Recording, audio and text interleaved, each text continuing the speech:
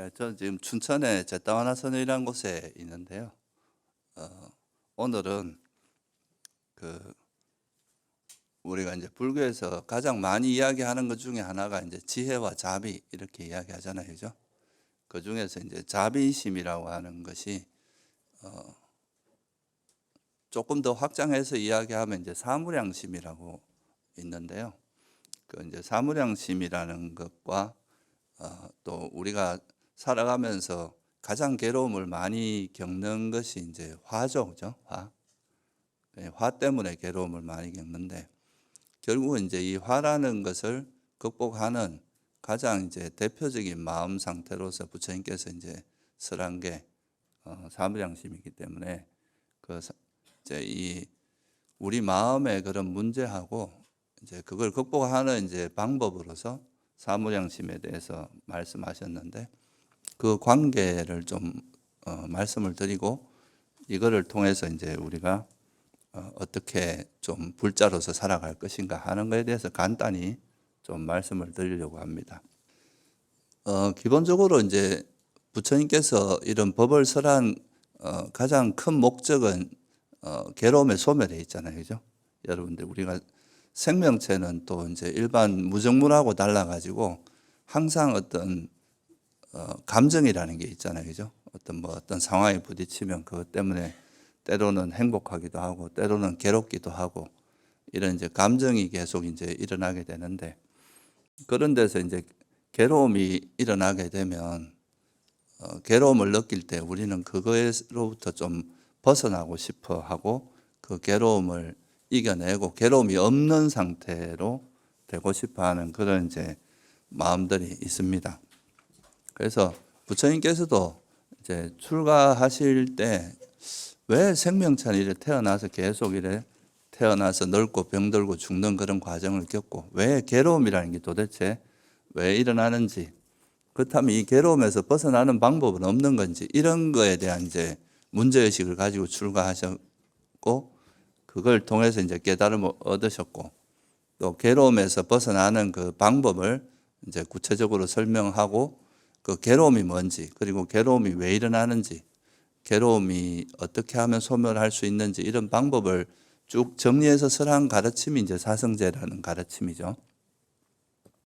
그래서 그거를 이제 간단하게 좀 요약해서 말씀을 드려보자면, 그러니까 결국은 이제 부처님께서 괴로움이 왜 일어나는지를 좀 살펴보니까 여러 가지 이유가 있을 수 있겠죠, 그죠? 몸이 건강하지 않아도 괴로움이 일어날 수 있고, 또 뭐 돈이 없어도 그럴 수 있고, 집이 없어도 그럴 수도 있고, 또 날씨가 너무 더워도 그렇고, 너무 추워도 그렇고, 이런 이제 여러 가지 요인들이 있는데, 물론 이제 외부적인 요인에 의해서도 괴로움이 일어나지만, 좀 더 근원적으로 이래 바라보니까, 이제 이 바깥, 우리 인간, 특히 이제 생명체 중에서도 인간의 어떤 삶을 돌아보니까, 그러니까 어떤 바깥에 어떤 대상이 있으면, 그죠?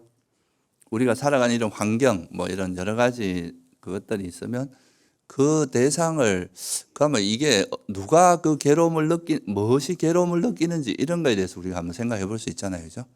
그래서 이제 그 바깥에 대상이 있고 그 대상을 아는 거는 이거에 대해서 분별해서 저거는 뭐다, 저거는 돌이다, 저건 사람이다, 저건 컵이다, 뭐 이렇게 분별하는 그 역할을 하는 게 도대체 뭔가? 라고 생각을 해보니까 결국은 이제 부처님께서 발견하신 거는 그거를 이제 하나의 마음, 이게 마음의 작용에서 일어난다. 이렇게 해서 그 이제 바깥 세상, 우리가 살아가는 이 세상을 분별하는 거는 마음이다. 이렇게 이제 표현하고 이 마음에서 알아지는 거를 뭐라고 이제 말씀하면 대상이다. 이렇게 이제 표현을 하신 거죠. 그래서 그냥 이거를 막 섞어서 이제 표현한 게 아니라 어떤 바깥에 우리가 세상 속에 있는 이런 것들은 대상이고 그 대상을 아는 것이 마음이다. 이렇게 이제 좀 구분해서 이해를 하시게 됐고요. 그렇다면은 근본적으로 괴로움이 일어나는 것이 이 대상 때문인가 마음 때문인가 이렇게 한 걸음 더 나아가 볼 수 있잖아요. 그죠? 만약에 이제 대상 때문에 괴로움이 일어난다고 하면 똑같은 상황에서 모든 사람이 다 똑같은 괴로움을 겪어야 되잖아요. 그죠? 뭐 예를 들어서 좀 가난하거나 좀 뭐 또 외모가 그렇거나 또 뭐 날이 덥거나 이러면 똑같이 괴로움을 겪어야 되는데, 근데 가만히 보면 어떤 사람은 괴로움을 겪고 어떤 사람은 괴로움을 안 겪을 수도 있단 말이죠. 그러니까 부처님 같은 분은 이제 뭐 어떤 상황에서도 괴로움을 안 겪고, 또 어떤 사람은 또 어떤 상황에서든지 괴로움을 겪는 경우도 있고. 그래서 이게 대상에 전적으로 의지하는 건 아니구나. 이게 들여다보니까 결국은 그 대상 자체가 뭐 나를 보고 괴로워해라 이렇게 말하진 않잖아요. 그죠? 그 대상을 아는 내 마음에서 이제 괴로움이 일어나기도 하고 행복이 일어나기도 하더라. 그래서 이제 첫 번째 발견하신 부처님께서 이제 인식의 전환이라고 할까요? 그 첫 번째는 이제 대상보다는 더 근원적인 거는 마음이구나. 마음이 어떻게 그 대상을 분별하는가, 어떻게 이해하는가에 따라서 때로는 괴로움이 일어나기도 하고 때로는 이제 행복해지기도 한다. 그 제일 여러분이 잘 아시는 그 예가 있잖아요. 그죠? 원효 선생님 같은 경우. 똑같은 뭐예요? 똑같은 해골바가지 물인데 어떻게 이걸 받아들이냐에 따라서 달콤한 물로 받아들일 수도 있고, 이게 정말 역겨운 그런 물이 되기도 하고 그러잖아요. 그죠? 그래서 이 대상보다는 마음이 중요한데, 그렇다면은 어떤 마음이 나를 괴롭게 하는지, 괴로움이 일어나게 하는 근원적인 그 마음 상태가 어떤 거냐, 이렇게 이제 생각이 좀 이어질 수 있을 거 아닙니까? 그죠? 그러니까 이제 대상보다는 우리가 어떤 환경에 의해서 만약에 우리가 괴로움이 일어난다고 하면 이 환경이 바뀌지 않으면 우리는 괴로움에서 벗어날 수 없잖아요. 그죠? 근데 이 환경은 사실 내가 원하는 대로 할 수 없어요. 그건 대통령도 대통령이 아니라 뭐 왕이라고 해도 자기가 원하는 대로 다 바꿀 수가 없어요. 그죠? 그렇다면 이제 불가능한데, 대상보다 마음이 이제 되게 근원적인, 더 원초적인 문제다.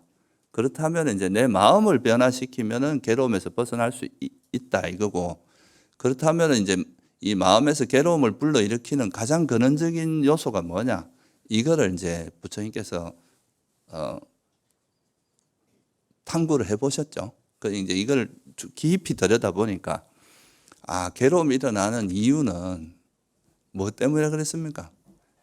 우리가 갈애, 그죠? 집착 때문이다. 이 집착으로 인해서 괴로움이 계속 일어난다. 이렇게 보신 게 바로 뭐예요? 우리 사성제에서 이야기하는 집성제의 내용입니다. 괴로움이 왜 일어나는가? 이거를 보니까 괴로움의 원인을 보니까 집착 때문이더라. 그래서 이것 때문에 문제가 발생한다는 건데, 이 부분에 대해서 제가 조금 부연해서 설명을 드리려고 합니다. 그래서 이제 이 집착으로 인해서, 탐욕으로 인해서, 가래로 인해서 괴로움이 일어나는데, 이 괴로움의 본질은 뭐고, 그럼 이거로부터 이제 벗어나기 위해서는 우리가 어떻게 해야 되나, 이런 쪽으로 이제 이해를 할 수 있겠죠. 그죠? 그래서 이거는 이제 부처님께서 이래 좀 살펴보니까, 우리가 살아가다 보면 여러분들이 마음에 드는 상황이 있고 원하는 상황이 있고 원치 않는 상황이 있잖아요. 그죠? 뭐 예를 들어서 뭐 날씨도 좋고 되게 막 경치도 좋고 내 건강 상태도 양호하고 이렇게 되게 모든 게 이제 뜻대로 원하는 대로, 또 돈도 잘 벌고 자식도 잘 되고 이러면은 그럴 때 어떤 마음이 일어납니까? 행복해지죠. 그죠? 마음에 행복한 느낌이 일어나고, 그런 상태가 빨리 없어지길 바랍니까? 계속 지속되길 바랍니까? 계속 지속되고 사라지지 않고 내 곁에 항상 머물기를 바라는 이런 마음이 일어나겠죠. 그러니까 그러면 그렇게 되면 우리가 뭐냐면 그런 상황에 대해서 어떻게 하게 되겠어요? 이 내가 원하는 이 상황을 붙들고 싶고 거머쥐고 싶고, 그러니까 이제 그런 마음이 일어나겠죠. 그죠? 그걸 우리가 그렇게 어떤 내가 원하는 대상은, 보통 내가 원하고 좋아하는 대상에는 일반적으로 그 행복한 느낌이 일어납니다. 우리 마음을 흡족하게 해주는 거죠. 그러니까 이제 그런 행복한 느낌이 일어나면 우리 마음은 대체로 그 대상을 붙들고 싶어 합니다. 내가 원하는 대상에 대해서.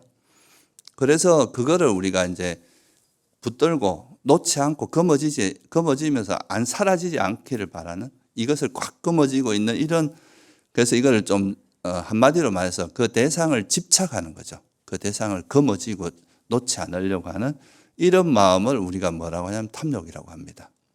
그러니까 탐욕의 본질은 대상을 거머쥐고 놓지 않으려고 하는 마음이 포기를 안 하고 싶은 거죠. 여러분이 좋아하는 건 꽉 거머쥐고 안 놓으려고 하잖아요. 그죠? 집착하고 포기하지 않으려고 하는 그런 마음이 이제 탐욕이라고 하는 그런 마음 상태입니다. 그래서 보통 이게 이제 이런 탐욕의 형태가 보통 여러분이 잘 아는 오용락의 형태로 이제 보통 나타나죠. 그죠?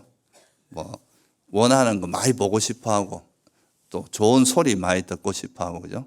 달콤한 소리, 좋은 뭐 이런 음악이라든가 또는 뭐 사랑한다거나 좋아한다는 말 이런 달콤한 말들을 듣는 걸 좋아하겠죠.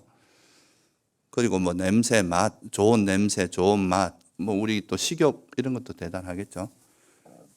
그래서 그런 이제 오감을 즐기고 이런 게 다 이제 욕망에 들어갑니다. 자기가 원하는 걸 계속 즐기고 싶어 하고 내가 사랑하는 사람과 오래 있고 싶어 하고 또 내가 원하는 걸 계속 얻고 싶어 하고 그걸 이제 놓치지 않고 싶어 하는 이런 마음이 일어나는 것이 이제 탐욕의 본질인데 근데 문제는 이런 거예요. 내가 아무리 내가 원하는 상황을 계속 이게 유지되고 영원히 유지되고 사라지지 않고 내가 거머쥐고 싶은데 실제 그래 되던가요? 네? 우리 마음은 그래요. 자식도 영원히 내 곁에 있으면 좋겠고 부모님도 영원히 내 곁에 있으면 좋겠고 그런데 실제로 내가 사랑하는 사람도 언젠가는 떠나게 하게 되고 또 내가 원하는 뭐가 있어도 그거는 또 언젠가 이게 뭐냐 하면 부처님께서 보니까 이 세상에 있는 거는 다 이게 어떤 적당한 조건에서 만들어진 거기 때문에 언젠가는 사라지기 마련이라는 걸 이제 발견하신 거죠. 그럼 사라지기 마련인 걸 여러분이 아무리 붙든다고 해서 그게 붙들어집니까? 안 됩니다. 이거 언젠가는 아무리 내가 부모님이 영원히 살았으면 좋겠다 해도 때가 되면 돌아가셔야 돼. 이 몸은 가진 사람. 그럼 내가 아무리 지금 현재의 부가 영원히 유지되길 바라도 때가 되면 또 이게 언젠가는 인연이 닿으면 또 사라지게 돼 있고 모든 게 그렇습니다. 우리 주변에 있는 모든 현상들, 내가 원하는 것들 이것이 영원히 유지되면 바라는 것들이 영원하지 않기 때문에 무상하기 때문에 그건 언젠가는 사라지게 돼요. 그러면 내가 이게 사라지지 말라고 막 거머쥐고 붙들고 있었는데 이게 사라지면 어떤 마음이 들겠습니까? 예? 괴롭죠, 그죠? 사랑하는 사람이 옆에서 뭐 병이 걸리거나 이 건강한 상태 영원히 있었으면 좋겠는데 병이 걸리거나 영원히 살았으면 좋겠는데 돌아가시거나 이러면 거기서 오는 마음이 고통이 아주 심합니다. 가슴이 찢어질 듯하게 그렇게 아프죠. 그래서 이게 우리가 어떤 좋아하는 것을 뭐 거머쥐고 집착하고 이런 것 자체는 문제가 아니에요. 그거 자체는 우리에게 그런 게 있으면 달콤합니다. 우리가 원하는 거 얻었을 때는 달콤하고 행복하고 좋은데 문제는 이걸 거머쥐고 있다, 이게 거머쥐고 있다 보면 이것이 이제 영원하지 않기 때문에 우리가 세상사는 무상하니까 이게 사라질 수밖에 없고 변할 수밖에 없는데 그럴 때 뭐가 온다는 거냐 하면 엄청난 고통이 오게 되는데 이게 바로 뭐냐 하면 불만족입니다. 현재 상태에 대해서 괴로운 느낌이 일어나요. 괴로운 느낌이 일어나면 여러분 좋습니까? 싫습니까? 싫어하는 마음으로 나가죠. 그죠? 그거에 대해서 싫어하고 거부하고 인정하지 않으려고 하고 이런 마음으로 바뀌게 되는데 그런 거를 우리가 성냄이라고 이야기합니다. 그러니까 화한 거예요. 화.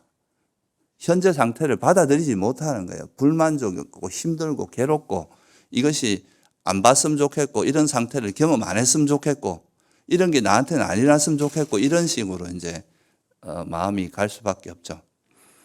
그래서 이게 이제 이런 우리가 원하는 거를 좋아하고 집착하고 그런 것 자체는 문제는 아닌데 이것이 항상 그런 문제를 일으켜요. 이 집착은. 나중에 이것이 이제 내가 집착의 강도만큼 그것이 사라졌을 때, 변했을 때 오는 고통은 커지거든요. 그래서 이 사실 우리가 이제 그 탐욕은 내가 원하는 대상을 거머쥐고 집착하는 거라면 성냄은 이 원하는 상태가 바뀌거나 내가 원하는 거 얻지 못하면 원치 않는 상황이 벌어지는 거잖아요, 여러분이. 그죠? 그럼 그 원치 않는 상황에 대해서 괴로운 느낌이 일어나고 그거에 대해서 괴로운 느낌이 일어나니까 그걸 어떻게 하려고 하겠어요?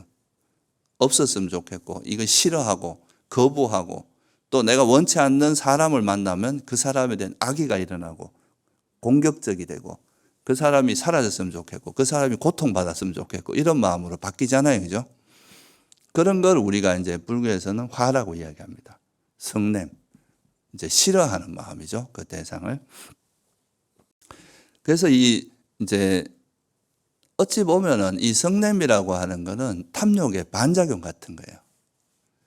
그러니까 내가 집착하는 게 있는데 그 집착이 이루어지지 않으니까 그거에 대한 반작용으로 화가 나는 거죠. 우리가 세속에서도 보면 내가 막 어떤 사람을 되게 좋아하는데 그 사람이 내 마음을 안 받아줘. 그러면 어떻게 돼요? 네가 나를 안 받아줘. 이렇게 돼서 그 사람을 공격하고 막 해를 가하고 이런 경우도 있잖아요. 그죠? 이런 게 이제 그 욕망이 가지고 있는 엄청난 위험성 같은 겁니다. 그 자체로는 별거 아니라고 생각하지만 이것이 이제 너무 과하게 집착을 하다 보면 이것이 이루어지지 않았을 때 이 욕망이 어떤 방향으로 어떤 방향의 화로 튈지를 모르는 거예요, 이게. 그래서 이런 이제 욕망이라 탐욕이 가지고 집착이 가지고 있는 그런 이제 본질적인 위험성이 있고 그것이 실제로 드러난 게 바로 뭐라는 겁니까? 화라는 거죠.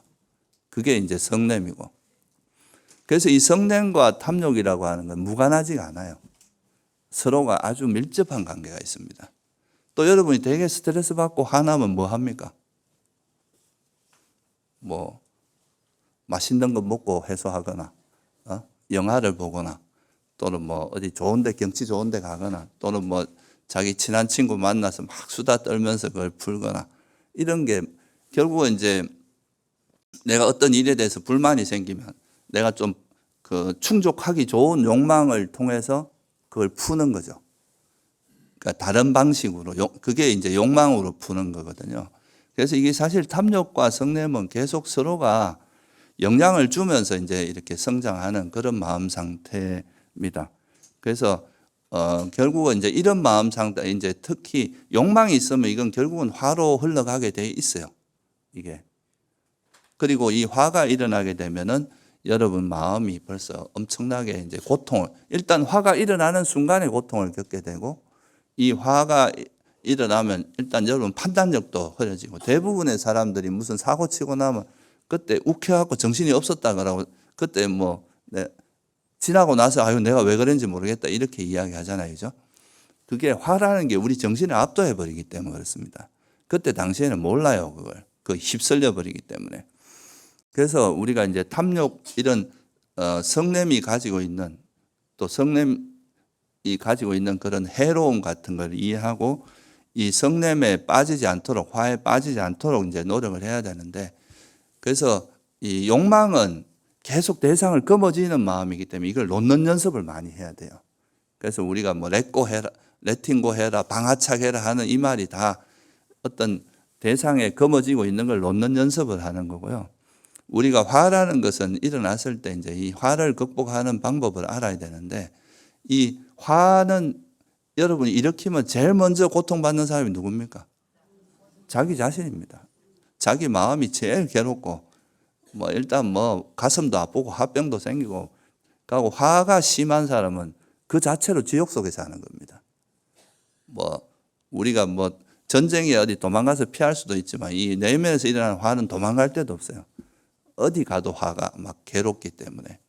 그래서 이 화가 가지고 있는 그런 위험성과 화가 없을 때의 마음 상태의 유익함, 그거를 이해하면서 이 화가 진짜 나한테 백해무익하다는 걸 이해해야 되고 화가 버려졌을 때 이제 그 마음, 화가 없을 때 마음은 여러분이 되게 부드럽고 친절하고 우호적이고 이래 되거든요. 그래서 그런 마음을 이해하면 우리가 이 화에 반대되는 마음이 사무량심입니다. 화는 어때요? 일어나면은 상대를 공격하고 미워하고 막 악의를 일으키고 적대감이 생기고 상대가 고통받길 바라고 공격하고자 하고 이러잖아요. 그런데 이 마음이 바뀌면은 이제 오히려 상대에게 좀 더 우호적이 되고 또 이렇게 좀 친절해지고 악의가 없어지고 잘 되기를 바라고 이런 마음으로 바뀌게 됩니다. 그래서 부처님께서 이제 이 화를 버리는 가장 대표적인 방법으로 이제 자해수행, 특히 사무량심을 개발하는 것을 이제 설했는데요. 물론 이제 그 여러 가지 그게 있겠지만 가장 여러분이 화가 나는 대상 중에서 특히 이제 화가 많이 나는 인간관계에서 주로 화가 많이 나잖아요. 그죠? 그럴 때 그 화를 극복하는 대표적인 방법이 바로 이 사무량심이기 때문에 이 사무량심이라는 마음을 평소에 우리가 계속 어떤 이제 내가 좀 미워하는 마음이 일어나더라도 그 마음을 화에서 사무량심으로 바꿈으로써 그 우리가 화를 예방도 할 수 있고 그거를 이제 극복하는 좋은 수단이 좋은 방법이기 때문에 그 사무량심에 대해서 제가 좀 설명을 드리겠습니다. 그리고 사실 근본적으로는 화를 버리는 제일 이제 근원적인 방법은 아까 말씀드린 화는 뭐의 원인에서 일어난다 그랬습니까? 그러니까 집착을 놔야 화가 실제로 벌어집니다. 여러분이 집착하고 있는 것이 정말 이게 이 세상에 있는 건 다 사라질 수밖에 없고 무상하고 영원한 것은 없다. 또 그렇기 때문에 여기서 이걸 내 것이라 할 만한 것도 없다. 이런 거에 대한 이해가 생기면 이게 정말 뭐 뜨거운 거라고 이해하면 놓아버릴 거 아니에요. 그죠? 이게 정말 사라질 수밖에 없는 거라고 하면 놓아버리듯이 그래서 이제 욕망을 놓는 게 가장 근원적인 건데 그것이 이제 좀 당장은 잘 안 된다 하더라도 이 화를 극복하는데 이제 대표적인 마음이 바로 이제 사무량심이 뭐냐면 자비희사 들어보셨죠? 자비희사가 뭡니까? 자는 자애입니다. 자애. 그러니까 상대가 잘 되기를 바라는 마음이요. 비는 뭐예요? 다른 사람의 고통을 덜어주려고 하는 마음이에요. 그래서 우리가 자비심이라고 하는 자애와 연민을 합성어입니다. 그러니까 빨리어로는 자애는 맺다라고 하고요. 이게 이제 연민은 까루나라고 하는데 이 두 가지가 이제 굉장히 중요한 그런 마음 상태고 희는 뭐예요? 남이 잘 될 때 여러분 보통 어떻게 생각합니까? 예? 기뻐요? 질투 안 합니까? 보통 이제 질투하지 않고 상대가 잘 된 걸 같이 기뻐해 주는 거. 이게 이제 무디다. 그러니까 함께 기뻐함이라고 이야기합니다. 그리고 이제 사는 평온이라고 하는 거죠. 그래서 이 자비희사, 이건 자애, 연민, 함께 기뻐함, 평온이라고 하는 이 네 가지 마음 상태인데 이 네 가지 마음 상태가 이제 이걸 네 가지 고귀한 마음이라고 하기도 하고 사무량심이라고 하기도 합니다. 여러분 이게 이제 이 사무량심을 잘 닦으면 경전에 보면 뭐라고 나오냐면 이제 그 범천에 태어난다. 그리고 이제 이 살아서는 화가 없는 마음 상태니까 화가 없으면 여러분 사는 게 어떻겠어요? 행복해지겠죠. 그죠? 화 때문에 뭐 계속 우리가 스트레스 받고 괴로움을 겪고 하는 거니까 그래서 이 사무량심을 평소에 많이 개발하는 것은 우리가 화를 예방하는 데도 굉장히 도움이 많이 됩니다. 그래서 이걸 왜 한량없는 이제 무량심이라고 하냐 하면 이 마음은 한 번 일으킨다고 줄어들고 두 번 일으킨다고 줄어들고 이게 아니죠. 우리가 쓴다고 줄어드는 게 아니라 이건 쓰면 쓸수록 더 늘어나는 그리고 막 한량 없이 우리가 일으킬 수 있는 그런 마음이라서 무량심이라고 하기도 합니다. 그럼 네 가지 마음을 조금만 더 부연해서 설명을 드리면 자애라고 하는 거는 이제 맺다라고 하고 이제 이게 세속적으로 이제 뭐 다른 종교에서 기독교에서 말하는 이타적인 사랑하고 되게 가깝습니다. 그러니까 이 자애라는 건 자애의 마음은 그러니까 다른 사람이 행복하기를 바라고 잘 되기를 바라고 뭔가 모든 일에서 잘 되고 괴로움을 안 겪고 하길 바라는 화의 반대죠. 그죠? 화는 어때요? 상대가 걸어가다 넘어졌으면 좋겠다. 뭐 어디 구덩이에 빠졌으면 좋겠고 저 사람 돈이 다 없어졌으면 좋겠고 막 망했으면 좋겠고 이런 마음인데 이제 자애는 그 사람이 정말 잘 됐으면 좋겠고 건강했으면 좋겠고 행복했으면 좋겠고 모든 일이 이제 잘 되기를 바라는 이런 마음이 자애입니다. 자애하고 성냄은 완전히 반대의 마음이에요. 그래서 이거는 존재에 대해서 친절하고 보통 이제 자애의 마음이 충만하면 상대에게 이렇게 우호적이 되고 친절해지고 잘 되기를 바라고 이런 마음으로 대하기 때문에 이 자애심이 많은 사람은 인간관계가 좋겠어요, 나쁘겠어요? 만나면 맨날 남 잘 되기를 바라는 마음으로 해주는데 주변 사람들이 싫어할 리가 없잖아요. 화가 많은 사람은 어때요? 가까이 오면 힘들죠. 멀리 합니다. 그래서 이 자애심이 충만한 사람은 뭐 사람도 좋아하고 동물도 좋아하고 다 좋아한다 그럽니다. 그래서 이 자애라는 것은 이제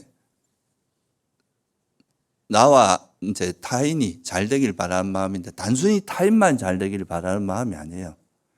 보통 요즘 사람들이 보면 타인에 대한 화도 많지만 자기 자신에 대한 화도 되게 많거든요. 내가 왜 이래 못났고 나는 왜 이래 부족하고 열등감이나 뭐 이런 것도 많고.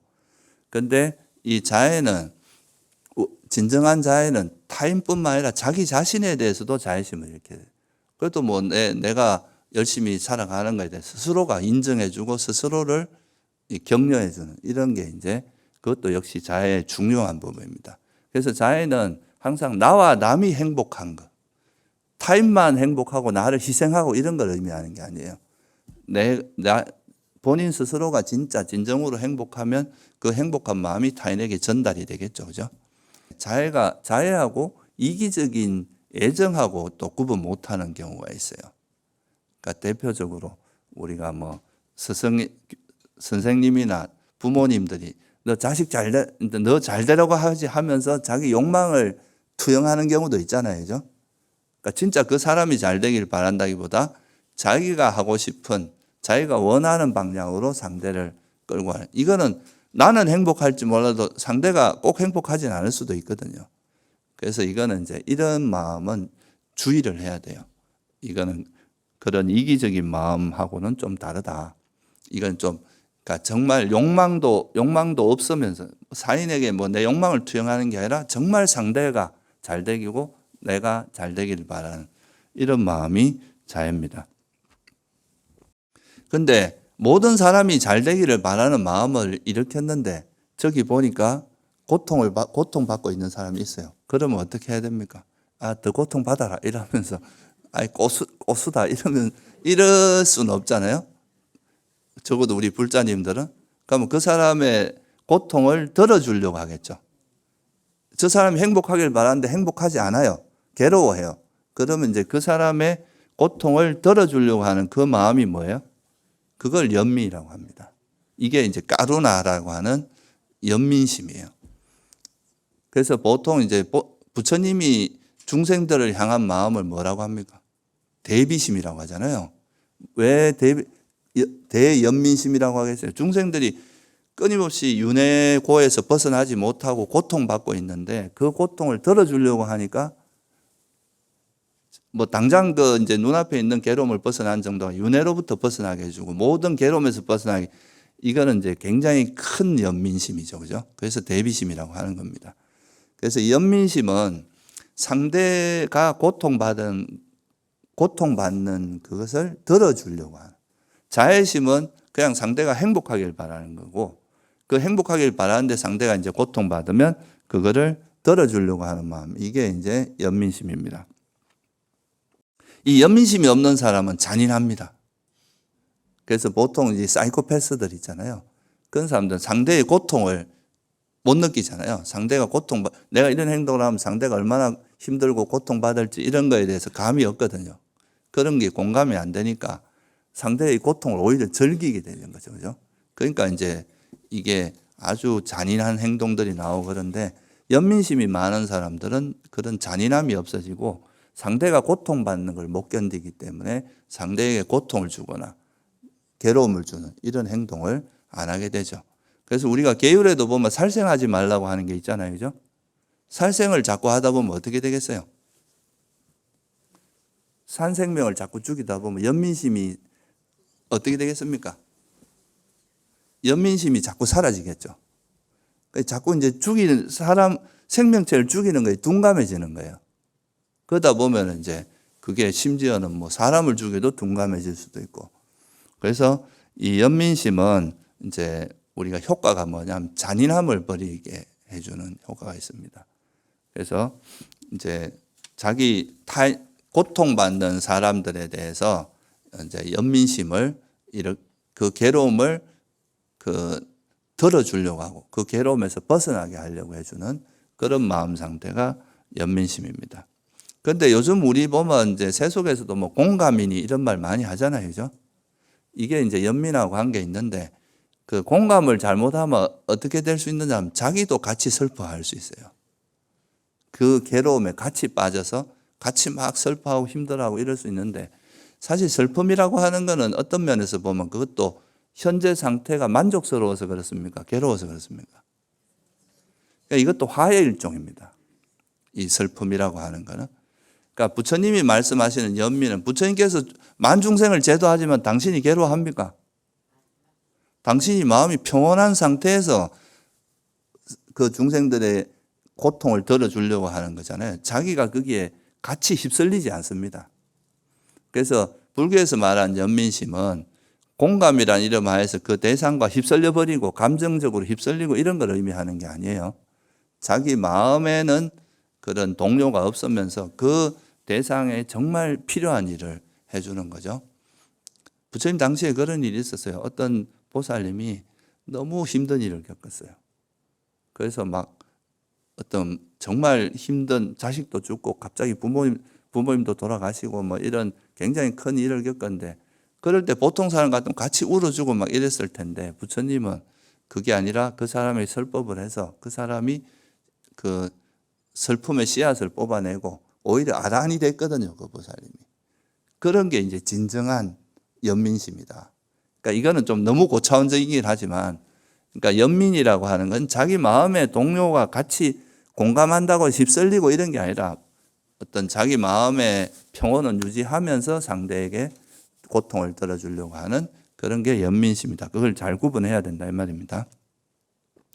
그리고 이제 이제 내가 잘 되기를 바란 자애심을 가지고 했는데 고통받아서 연민심을 이렇게 그 고통을 덜어줬다면 그 사람이 이제 행복해질 거 아니에요, 다시. 그죠? 그러면 그 행복해진 상태를 아이, 저 배가 아프다. 뭐, 잘 된 거 보니까 질투난다. 이게 아니라 뭐예요? 그 사람이 잘 된 거를 함께 기뻐해 주는 거. 이게 바로 무디따라고 하는 자비희 할 때 희입니다, 희. 그냥 단순히 기뻐하는 게 아니라 다른 사람이 잘 되고 성공하고 행복한 것을 같이 기뻐해 주는 거죠. 그래서 이게 보통 보면은 이제 우리가 남방이나 이런 데 가보면 거기 있는 사람들은 보통 이제 누가 뭐 선행을 하잖아요. 그죠? 보시를 하거나 뭐 스님들에게 뭐 잘하거나 수행을 잘하거나 이렇게 하면 항상 습관적으로 뭐라 하면 사두 사두 사두 이렇게 해줍니다. 이 사두 사두 사두란 말이 우리나라 말로 하면 잘했다 잘했다 잘했다 이 말이에요. 그러니까 우리가 선제 선제 선제 이런 말 있죠. 그게 사두 사두 사두 이게 번역어입니다. 그러니까 제는 그냥 어조사고 그러니까 잘했다 훌륭하다 영어로 말하면 good 이런 뜻이에요. good 잘했다 훌륭하다 이렇게 해주는 그것이 이제 좀 습관적으로 그렇게 하는데 그러니까 이런 게 아무것도 아닌 것 같아도 남이 성공하거나 잘 됐을 때 같이 이렇게 잘했다 good 그리고 이제 훌륭하십니다 잘하셨습니다 이렇게 이야기해 주는 것 자체가 이제 굉장히 일단 자신에게 되게 좋고요. 자기 마음이 이제 좋아지고 그 상대에게도 그렇게 해줌으로써 그 상대도 또 좋아지고 그래서 이렇게 하는 것을 우리가 이제 함께 기뻐함, 빨려는 무디따라고 해요. 그래서 이거를 이제 함께 기뻐함 또는 뭐 더불어 기뻐함 이렇게도 번역하기도 합니다. 그래서 이 함께 기뻐함은 질투를 없애는 데 굉장히 효과적인 그런 수행법입니다. 우리가 보통 질투심이라는 게 얼마나 사람을 힘들게 하는지 아시죠? 그죠?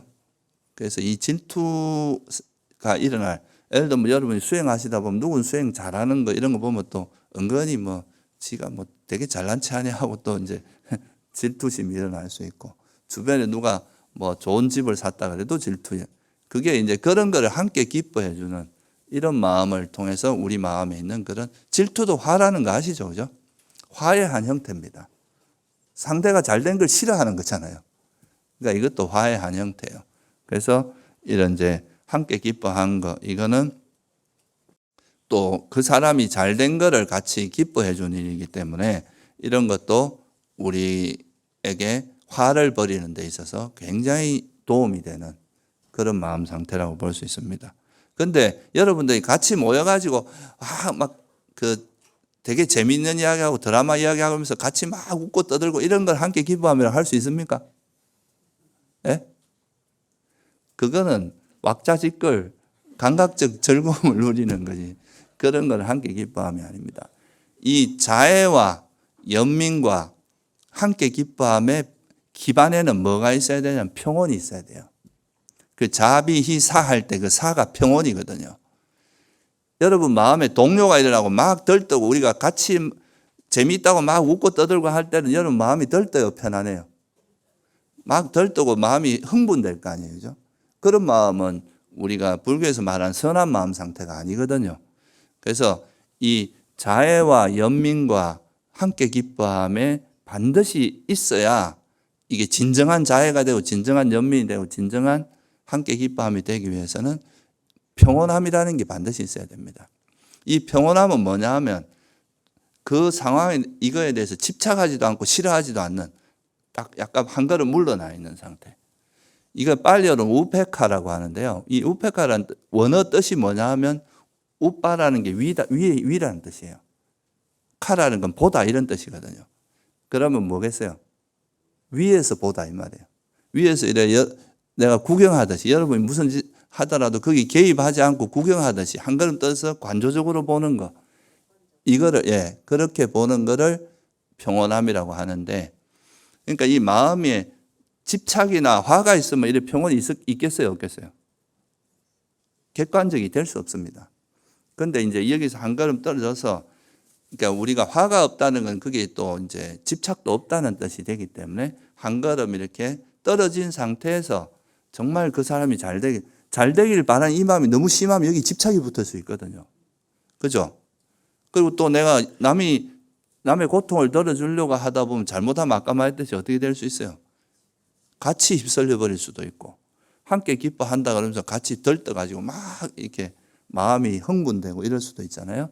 그래서 이거는 한 걸음 떨어지는 건데 이게 결국은 이제 원래 의미는 뭐냐 하면 남이 잘 되기를 바라서 자애심을 일으키고 그래서 또 고통받는 사람이 있어서 고통을 덜어줬어요. 그래서 또 잘 되면 그 같이 행복하면은 같이 기뻐했는데 그러니까 봐 내가 너한테 잘해줬지 하면서 생색내고 너도 내가 이만큼 했으니 너도 나한테 해줘 이게 아니라 한 걸음 물러난다는 거예요.